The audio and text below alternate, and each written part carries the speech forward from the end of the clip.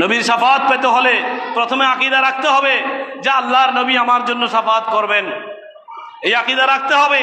এরপরে নিজের আমলটাকে সেভাবে সাজাতে হবে, আমি যেন নবীর দরবারে গেলে যেন লজ্জিত না হই, আমার কারণে নবী যেন নারাজ না হন। নবী নারাজ হলে যদি আমাকে উম্মতের কাতার থেকে বাদ দেন, তাহলে আমার জন্য এর চেয়ে বড় আর দুর্ভোগ আর হতে পারে না। সুতরাং ইমানের আকীদা রাখতে হবে যে নবীর শাফাত আমরা পাবো।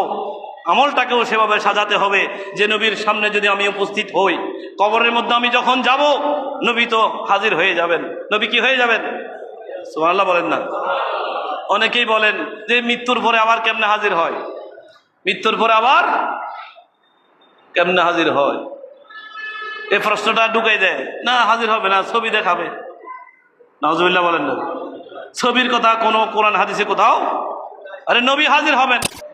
কেউ যদি মনে করে আমার নামাজ আমাকে মুক্তি দেবে, কেউ যদি মনে করে আমার হজ আমাকে মুক্তি দেবে, আমার তাসবিহ তাহলিল আমাকে মুক্তি দেবে, তাহলে সে নিঃসন্দেহে ভুলের মধ্যে আছে। ইবাদত বন্দেগী এগুলো তো আমাদের আবশ্যক ডিউটি, এগুলো পালন করতেই হবে। তবে কেউ যেন এই কথা মনে না করে বান্দা তোমার আমাল তোমাকে মুক্তি দেবে, এ কথা তুমি কোশ্চিন কালেও মনে করতে পারবে। আল্লাহর রহমত যদি না হয় এসব ইবাদত বন্দেগী মুক্তি দিবে। আল্লাহর রহমতই একমাত্র মুক্তি দেবে। আল্লাহর রহমতের সবচেয়ে বড় স্টেশন হলো আল্লাহর নবীর শাফাত। আল্লাহর নবীর সবচেয়ে বড় স্টেশন হলো আল্লাহর নবীর শাফাত। নবীর শাফাত পেতে হলে জীবনটা সেভাবে সাজাতে হবে। দুনিয়াতে যদি সুদ ঘুষ খেলেন, জেনা ব্যভিচার করলেন, জুলুম অত্যাচার করে আরেকজনের ধন সম্পদ হরণ করে পেটের মধ্যে আগুন ভর্তি করলেন, তাহলে নবী শাফাত করবে আপনি মনে করেন? ভুলের মধ্যে আছে। নবীর শাফাত পেতে হলে প্রথমে আকীদা রাখতে হবে যে আল্লাহর নবী আমার জন্য শাফাত করবেন। এই আকীদা রাখতে হবে। এরপরে নিজের আমলটাকে সেভাবে সাজাতে হবে, আমি যেন নবীর দরবারে গেলে যেন লজ্জিত না হই, আমার কারণে নবী যেন নারাজ না হন। নবী নারাজ হলে যদি আমাকে উম্মতের কাতার থেকে বাদ দেন, তাহলে আমার জন্য এর চেয়ে বড় আর দুর্ভোগ আর হতে পারে না। সুতরাং ইমানের আকীদা রাখতে হবে যে নবীর শাফাত আমরা পাবো। আমলটাকেও সেভাবে সাজাতে হবে যে নবীর সামনে যদি আমি উপস্থিত হই, কবরের মধ্যে আমি যখন যাব, নবী তো হাজির হয়ে যাবেন। নবী কি হয়ে যাবেন? সুবহানাল্লাহ বলেন না। অনেকেই বলেন যে মৃত্যুর পরে আবার কেমনে হাজির হয়, মৃত্যুর পরে আবার কেমনে হাজির হয়, এই প্রশ্নটা ঢুকাই দেয়। না, হাজির হবে না, ছবি দেখাবে। নাউজুবিল্লাহ বলেন না। ছবির কথা কোনো কোরআন হাদিসে কোথাও, আরে নবী হাজির হবেন। কে হাজির হবেন? তো ওনারা নবী হাজির কেমনে হয় এটা খুঁজে পায় না। নবী হাজির কেমনে হয় এটা খুঁজে বুখারী শরীফ উল্টাইলে তো পাবে। বুখারী শরীফ উল্টাইলে পাবে। কেমনে পাবে?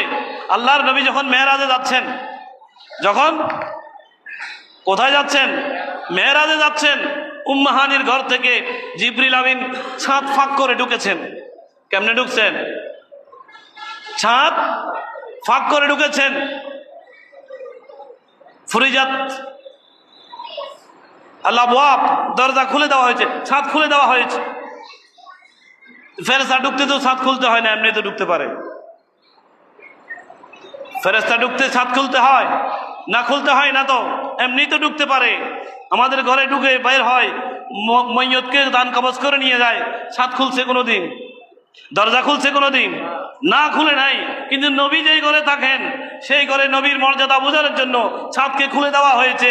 নবী বিশেষ মেহমান হিসেবে সফরে যাবেন, সুতরাং এটার একটা আলামত থাকতে হবে, এটার একটা নির্ধারিত দলিল থাকতে হবে, এটার একটা আলামত থাকতে হবে। আলামত কি?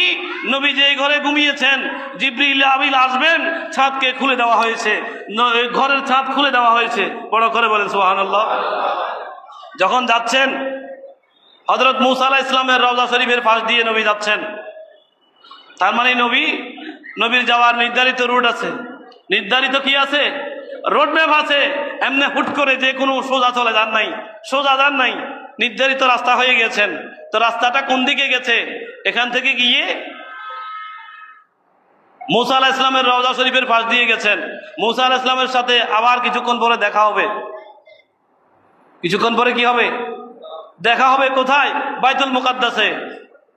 আবার কিছুক্ষণ পরে দেখা হবে সপ্তম আসমানে, সুবহানাল্লাহ বলেন না? বুখারী শরীফে আছে। কোথায় আছে? প্রথম খণ্ডের মধ্যে আছে। এক এক আসমানে এক এক নবী, আদম আলাইহিস সালাম, মূসা আলাইহিস সালাম, ইদ্রিস আলাইহিস সালাম, এভাবে ইব্রাহিম আলাইহিস সালাম, সমস্ত নবী আসমানে আসমানে আছেন। নবীর ছবি না নবী?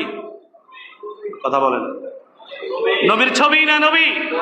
আরে প্রত্যেক নবী আসমানে আসমানে আছেন। নবীদের জন্য এটা অসম্ভব কিছু নয় যে একই মুহূর্তে তারা আপন আপন রওজা শরীফে থাকবেন।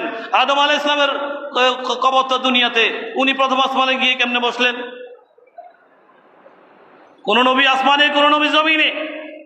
আর হযরত ইদ্রিস আলাইহিস সালাম তো বেহেশতের ভিতরেই, উনি বের হন না। সুবহানাল্লাহ বলেন না? উনি দেখতে চাইছেন যে আল্লাহ আমি একটু বেহেশত দেখতে চাই, কিরকম বানাইছো।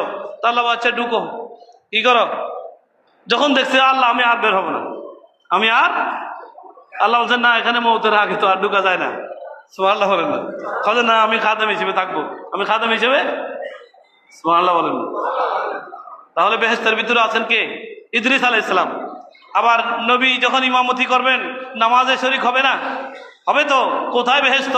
ওখান থেকে মুহূর্তের মধ্যে আবার এসে নবীর পিছনে ইক্তাদা করেছেন। সুবহানাল্লাহ বলেন না? তাহলে একই মুহূর্তে নবী মূসা আলাইহিস সালাম কবরেও আছে, বাইতুল মুকাদ্দাসেও আছে, একই মুহূর্তে ওই সপ্তম আসমানেও আছে। এটা নবীদের জন্য সম্ভব। বড় করে বলেন সুবহানাল্লাহ। এটা নবীদের জন্য। তো অন্য নবী যদি একই মুহূর্তে মূসা আলাইহিস সালাম রওজা শরীফেও থাকেন, বাইতুল মুকাদ্দাসেও নামাজে ইক্তেদা করেন নবীর পিছনে মুসল্লি হিসাবে, আবার সপ্তম আসমানেও থাকেন, তো অন্য নবী যদি একই মুহূর্তে থাকতে পারে, বুখারী শরীফ দলিল দিচ্ছে, আমাদের নবী পারেন না? পারেন কি না? তা আমাদের নবী ওই উম্মতের কবরে আসবেন যেই উম্মতের অন্তরের মধ্যে নবীর প্রেম ভালোবাসা আছে, কবরে রাখার সাথে সাথে ওই কবরের মধ্যে আল্লাহর নবীর হাজির হয়ে যাবেন।